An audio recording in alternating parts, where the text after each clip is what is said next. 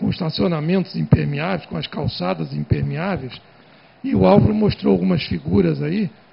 O que é impressionante no livro dele é que a maioria das figuras foi ele mesmo que tirou. Ele agradece a ele mesmo. Ele usou poucas fotos de outras pessoas. Algumas do Google, né? Mas, em geral, ele mesmo que ia lá tirar. Então, é fantástico isso. E o livro está muito bem escrito, eu recomendo. Esqueci de falar do Celso, que o Celso faz um prefácio do livro. E eu já falei para ele que eu nunca vi um prefácio tão bem escrito e tão a ver com o livro como o prefácio escrito pelo Celso. Vocês vão conhecer o livro e vão ver que belíssimo prefácio o Celso conseguiu escrever lá. Tudo a ver com o livro, ele resume o livro no prefácio, é quase um sumário do livro. Mas eu recomendo que vocês lerem o livro depois do prefácio dele. Tá? Bom, o Álvaro falou ainda do problema dos piscinões e da serapilheira, que eu aposto que ninguém nunca ouviu falar nisso, eu nunca tinha ouvido falar e aprendi que é aquele colchão de folhas que ele falou, que em geral os jardineiros vão lá e varrem tudo porque parece lixo, mas não é. É muito interessante, o livro do Álvaro é muito didático. Então essa serapilheira é uma coisa importante para as florestas, pela capacidade de absorção de água.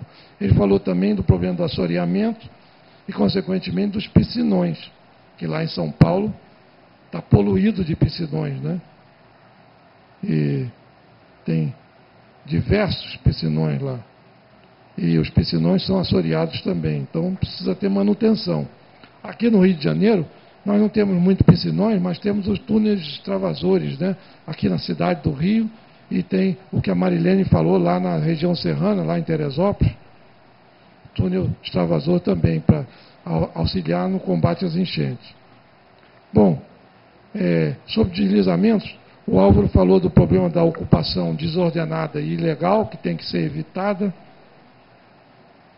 Falou da necessidade de cartas geotécnicas, e no final ele mostrou aí essa sugestão dele, que ele já vem falando há muito tempo, sobre casas sob pilotis, para minimizar cortes e aterros. Mas eu, particularmente, não gosto muito dessa solução, porque acho que os pilotis que ele mostra aí são muito fininhos, muito inseguros, né? Parecem palitos. E isso aí é um problema, porque se a encosta começar a se movimentar, vai levar esses pilares todos juntos. Então precisa ser muito bem projetado, com muita rigidez e muita resistência contra o escorregamento eventual da encosta. Senão vai junto com a encosta. Mas enfim, isso aí era para ele, depois eu discuto isso com o Álvaro pessoalmente. Eu queria deixar então esses pontos aí para reflexão e queria passar aqui para o Celso. Cadê o Guilherme? Já foi embora? Não, o Guilherme está aqui. Guilherme, você vai conduzir aí uma espécie de um debate? Ou quer que eu conduza? Então, é saber, se alguém quiser fazer alguma pergunta para o pessoal da mesa, eu já vejo aí e vejo, certamente o Cláudio Amaral não vai ficar quieto, nunca foi de ficar quieto, Cláudio. Você vai fazer alguma pergunta, algum comentário. Então, levanta a mão aí, para eu ver, tá certo. Cláudio Amaral vai fazer uma pergunta. Mas primeiro tem lá atrás, você vai precisar vir aqui, por favor, porque está sendo gravado, está sendo transmitido, e precisa falar no microfone. E depois, na hora do encerramento, eu vou fazer a distribuição desses livros, eu não vou ficar com todos eles, eu já ganhei o meu. Então, eu só peço um minutinho de paciência antes do coquetel. Por favor, diga o seu nome e a sua instituição. Bem, meu nome é Sérgio Velho. Bom, já sou aposentado, sou geógrafo, coordeno a Comissão do Meio Ambiente do CREATO Rio de Janeiro, sou secretário de Engenharia do Ambiente do Clube de Areia. Eu passei sábado e domingo lá no Ministério da Cidade. Nós geógrafos, associações profissionais de geógrafos, se reuniram sábado e domingo lá. Mas eu quero fazer um pedido para o Ministério da Cidade. O Ministério da Cidade, recentemente, foi divulgado que atualizou o Estatuto da Cidade, justamente com as preocupações ambientais. Eu não tenho essa redação ainda, mas eu não encontro essas atualizações, entendeu? E eu gostaria que elas fossem melhor divulgadas. Mas, em contrapartida, o Ministério das Cidades, fez um convênio recentemente com o Confea. Isso foi divulgado no portal do Confea. E, repare, a decisão normativa sobre parcelamento solo urbano do Confea está totalmente caduca. É de 92. E eu acho que essa parceria entre os das cidades e o Confea poderia cobrar do Confea a atualização da norma sobre parcelamento do solo urbano, porque, inclusive, é o seguinte, lá não está contemplado sequer o Estatuto da Cidade. Então, é um pedido que eu faço, que cobre do Confea a atualização da norma de parcelamento do solo urbano através dessa parceria que vocês têm com o Confea. Muito obrigado. Obrigado. Vou passar então para o Celso. Cláudio Amaral, você quer vir aqui, por favor? E depois mais alguém gostaria de falar? Não sei se o Luiz Otávio também está quietinho aí, vai querer fazer um comentário, adicionar alguma coisa na Geo Rio. E o Guilherme, sim, mais um, desculpe. Pode vir, chegar para cá, por favor. O Guilherme e a Ana Laura andaram muito lá pela região serrana, podem querer fazer algum comentário final. Mas primeiro vou passar para o Cláudio Amaral aqui, que é do DRM. Isso, Cláudio Amaral do DRM da UERJ. Fazer duas colocações breves. O Flávio fez uma apresentação dos cenários, rapidamente ali, né, premido pelo tempo. É importante registrar que aqueles cenários estão associados a diferentes tipos de chuva. Então, aquele cenário de combinação que o Flávio colocou é a nossa proposta de acionamento para os alertas e alarmes na região serrana. Mas há outros índices de chuva para condicionar a nossa mobilização no verão. Isso é apenas uma explicação. E segundo, Celso, a gente aceita aí a tua proposta de conversar no aspecto da cartografia geotécnica aqui no estado do Rio de Janeiro. O Flávio já se colocou nesse sentido para você. Mas aproveitando também o convite do Sayão a fazer uma pergunta, eu faço então a pergunta ao Cássio e ao próprio Celso, né, de como eles viram o fluxograma colocado pelo Flávio. Né, como é que eles veem esse arranjo institucional e operacional e também esses gargalos que têm se colocado aí no sentido de fazer gestões tanto preventivas quanto corretivas e também reabilitadoras. Obrigado.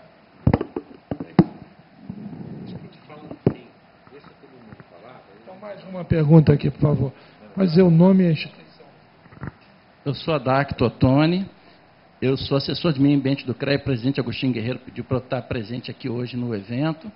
Tem milhões aqui nessas palestras ricas de colocações que eu não vou poder fazer, mas vou pontuar algumas coisas. Na palestra do Álvaro, quando ele fala em parar de errar, ele não pode esquecer, isso é opinião minha, existe muito interesse político e não há interesse político de combater o controle irregular, então dá voto. Né? Então, na realidade, eu acho que os prefeitos não estão com vontade de parar de errar, porque há interesse em votos e essa ocupação está se alastrando em todas as cidades.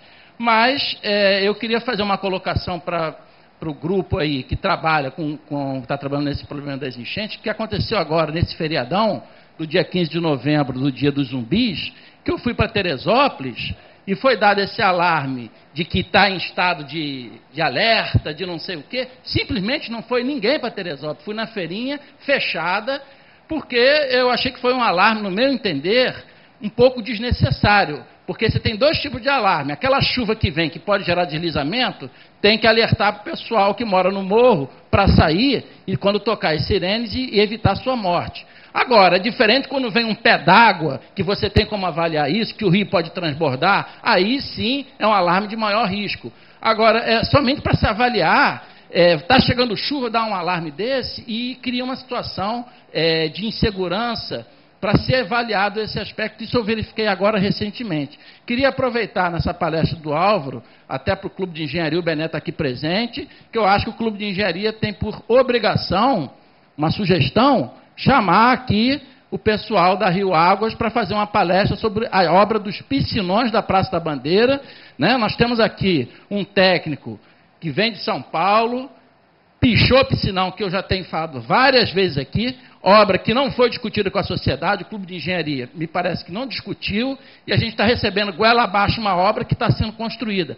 Vai ajudar muitas coisas, mas vai piorar muitas. Então, eu acho que eu iria sugerir, apesar dessa obra já estar licenciada, que seja feita uma palestra aqui. Agora, com relação ao problema da floresta que foi dito aqui, da mesma forma que a floresta retém 80% da água, ela não só faz isso, ela retém a água da chuva, mas ela infiltra para na estiagem o rio ter mais água. Então, ela ajuda a regularizar o regime do rio, e a floresta também ajuda a controlar a erosão, que é muito importante para as enchentes. Então, o que eu quero colocar como contribuição aí para o que foi discutido nas palestras, o tema do evento hoje aqui é o que foi feito e o que fazer.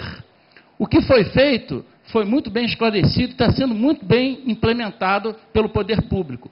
Mas o que fazer, ainda tem muita coisa para fazer. Eu também estive na região, pelo CREA, logo depois da tragédia na região serrana, e verifiquei grandes problemas. E está lá nos nossos relatórios, duas causas dessas enchentes. Uma causa nós não podemos mexer, que são as chuvas, tanto intensas que geram aquele problema do transbordamento, como as chuvas de pouca intensidade, mas de grande duração, que geram deslizamento.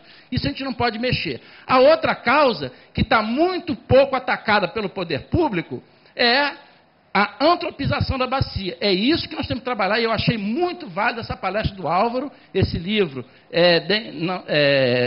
vai dar grandes contribuições. E aí essa antropização entra na ocupação irregular da encosta, por favelização muitas vezes, que todas as cidades estão passando, entra por ocupação, desmatamentos totalmente desordenados, inclusive em áreas rurais, e, obviamente, pela falta de saneamento, que ninguém comentou aqui, que é fundamental, que é um dos graves problemas das enchentes e que essas prefeituras não têm. Então, o problema de enchentes não se resolve só com dragagem de rio, retificação de rio ou com contenção de talude. É uma gama de providências que tem que ter planejamento, e a gente não está vendo esse planejamento do que fazer daqui para frente. E aí eu queria pontuar algumas coisas. Primeiro, nós constatamos nas inspeções grande desmatamento, além da ocupação irregular, áreas rurais inteiras desmatadas, desnudadas, tudo erodindo, indo para o rio. Então, o primeiro aspecto fundamental no que fazer, que eu não estou vendo nenhum, não foi dito aqui por ninguém, a necessidade de um amplo programa de reflorestamento. Isso é fundamental para você, independente em termos de controle de enchente, independente das obras importantes que estão sendo feitas, a médio e longo prazo, você ajudar aquela bacia a se preparar para as próximas chuvas. As bacias da região serrana não estão preparadas, e a gente tem que começar por aí. Existe uma coisa que ninguém falou aqui também, que é o Código Florestal, que diz que APP, você não pode ter ocupação. Topo de morro, talude acima de 45 graus, faixa marginal de proteção de rio. Então, tem uma lei, por que essa lei não é cumprida? Então, tem que ter vontade política do poder público de ir ocupando essas áreas, tirando as ocupações de alto risco, cobrindo com favela, construindo habitações para essa população.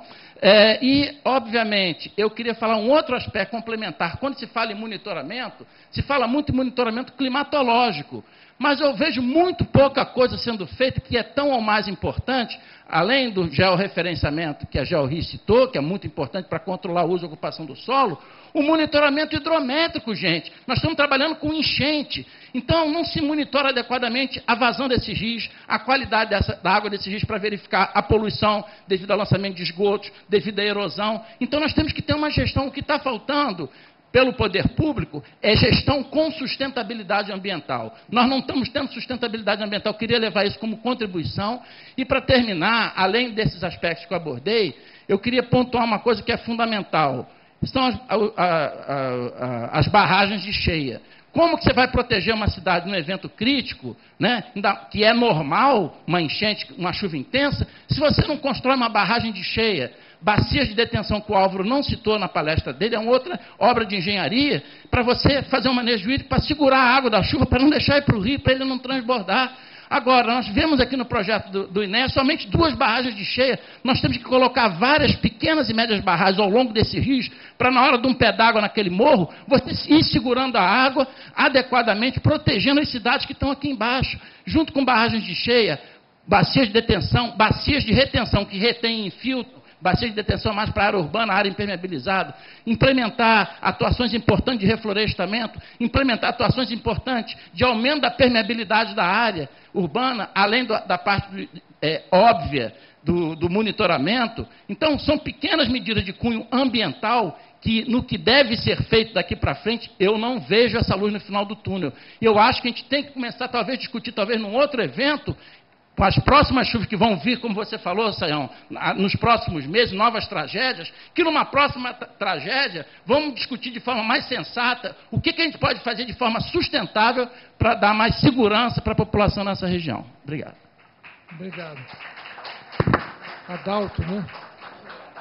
Adacto. Otônia. Eu agradeço aí o seu comentário. Tá. E queria dizer o seguinte, eu não sou procurador de ninguém, mas a Marilene falou sobre o monitoramento dos rios, nível de rio e de barragem para contenção de cheia. Acho que está dentro da linha do que você está falando. Tá. Espera aí, só um minutinho. Adacto, muito boa a sua apresentação. Podia só se identificar. Mas tem uma coisa que eu tenho que... como eu sou conselheiro do clube, além de ser chefe da DTE de Recursos Minerais, e não tem ninguém na mesa do Clube de Engenharia para falar pelo clube, eu tive que vir aqui falar. Na verdade, o assunto piscinão, para resolver o problema da Praça da Bandeira, foi debatido aqui no Clube Sim, e muito debatido, muito. E principalmente no Conselho Diretor. A maioria dos engenheiros, você sabe que eu não sou geólogo, mas a maioria dos engenheiros aqui que debateram foram contra essa medida, tá? E a favor do túnel extravasor, cuja, segundo eles, parte já está até construído. Então, a maioria presente nos debates aqui no Conselho Diretor do Clube de Engenharia foi a favor do túnel extravasor e contra essa medida do piscinão, que não foi seguido pelo governo do município. Resolveram, por bem, que a solução seria essa, apesar de que a gente já tinha notícia que em São Paulo era um fracasso. Isso eu ouvi falar aqui no Conselho Diretor. Então, fica só para... já que você falou, tocou no assunto, na verdade, o clube debateu sim, só que não foi ouvido por quem deveria ter, pelo menos, prestado um pouquinho de atenção. O que os engenheiros do Clube de Engenharia estavam propondo. Tá? Obrigado. Bené, né? Bené é do Clube de Engenharia. Qual é a sua divisão técnica? Recursos Minerais. Divisão de Recursos Minerais do Clube de Engenharia. Então, obrigado aí pelo seu comentário. Eu queria saber quem mais que gostaria de fazer o Guilherme vai falar. O Guilherme é da Divisão Técnica de Geotecnia.